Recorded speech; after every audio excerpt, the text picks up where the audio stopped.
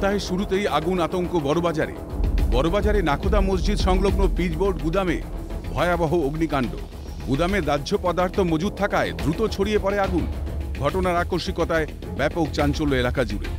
দীর্ঘক্ষণের প্রচেষ্টায় দমকলের প্রায় 13টি ইঞ্জিনের সহায়তায় নিয়ন্ত্রণে আসে আগুন। তবে ঘন জনবসতিপূর্ণ এলাকা হওয়ায় আগুন নিয়ন্ত্রণে আনতে বেগ পেতে হয় দমকল কর্মীদের। কিন্তু কিভাবে এই অগ্নিকাণ্ডের সূত্রপাত তা স্পষ্ট নয় এখনো। অন্যদিকে দুর্ঘটনা কবলিত গুদামে কোনো অগ্নি নির্বাপক ব্যবস্থা না থাকায় দ্রুত আগুন ছড়িয়ে যায় পার্শ্ববর্তী বাড়িগুলিতেও।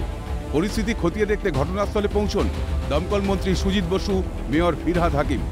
দমকল বাহিনী ও সাধারণ মানুষের যুদ্ধকালীন তৎপরতায় পরিস্থিতি নিয়ন্ত্রণে এসেছে। অগ্নিকাণ্ডের কারণ খতিয়ে দেখতে যথাযথ তদন্তের আশ্বাস দমকল মন্ত্রী। গোডাউন থেকে পাশের দুটো বাড়ি আছে, তার বাড়ির গ্রাউন্ড ফ্লোরে একটু আগুন পৌঁছেছে, সঙ্গে সঙ্গে সবাইকে অ্যালার্ট করেছি। আর এখানকার লোকাল মানুষরা খুব সহযোগিতা করেছে। এগুলো দীর্ঘদিন ধরে আছে, তবু এখানে অগ্নি নিরাপণ ব্যবস্থা কিছু ছিল কিনা সেগুলো আমরা খতিয়ে দেবো। আমাদের প্রাথমিক কাজ হচ্ছে আগুনকে নেভানোর কাজ। আগুন তো 4:45-এ লাগেছে স্যার। এইটা তো গোডাউন ছিল, সবাই একতলাতে খাটালের মতো সবাই জ্বলে শেষ হয়ে গেছে। আবার তো ওই 2তলা 3তলাতে ওইদিকে আগুন লাগিয়েছে। ফায়ার সিস্টেম কি ছিল গোডাউনের ভিতর আপনাদের? না, এখানে ফায়ার ব্রিগেড সিস্টেম ছিল না। শুধু একটা এই কাছে যা বিল্ডিং রয়েছে ওনার মধ্যে ছিল, কিন্তু ওটা ইউজ করিনি কেউ, কেন এত তাপ ছিল, সবাই নেভে গেছে। এলাকার মানুষের জন্যে আজকের ঘটনাটা একটা বড় ঘটনা, যেটা হতো একটা বেঁচে গেল। এলাকার মানুষরা খুব হেল্প করেছে। এটা একটা কমার্শিয়াল গোডাউন আছে, একটা বিজনেস নেই এখানে। তিরপালও আছে, প্লাস্টিকও আছে, চট্টিরও আছে, অনেক রকম বিজনেস এর মধ্যে আছে। তো ফায়ার সিস্টেম কি ছিল? না, এখানে দেখেন, এটা তো আমি তো নিজে এখানে 30-40 বছর থেকে দেখছি। পরিস্থিতি দ্রুত মোকাবিলা করা ও গুদাম পার্শ্ববর্তী আবাসন থেকে বাসিন্দাদের সরিয়ে নিয়ে যাওয়ার জন্য স্থানীয় বাসিন্দা ও দমকলকে ধন্যবাদ জানিয়েছেন মেয়র ফিরহাদ হাকিমও। তিনি জানান, আপাতত বিপর্যস্ত বাসিন্দাদের থাকা খাওয়ার ব্যবস্থা করা পুরসভার প্রধান দায়িত্ব।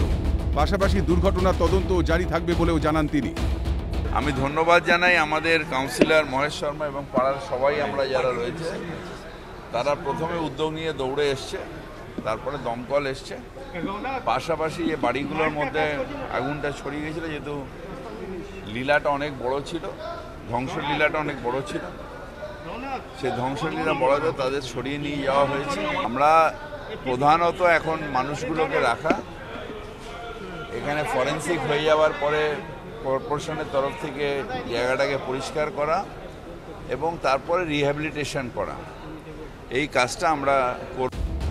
অগ্নিকাণ্ডের পর আমরা দেখলাম দুর্ঘটনাস্থলে উপস্থিত একাধিক উচ্চপদস্থ নেতৃত্ব। চোখে পড়ার মতো তাদের তৎপরতা, কিন্তু অগ্নিকাণ্ড প্রতিরোধের জন্য প্রয়োজনীয় নিরাপত্তার ব্যবস্থা কেন নেই গুদামে? সেই নজরদারি কেন দুর্ঘটনার আগে চোখে পড়ে না? প্রশ্ন থেকেই যায়।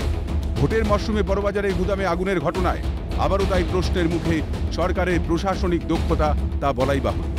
ক্যামেরায় কিশোর মুখোপাধ্যায়ের সঙ্গে সৌভিক গিরির রিপোর্ট, ক্যালকাটা নিউজ।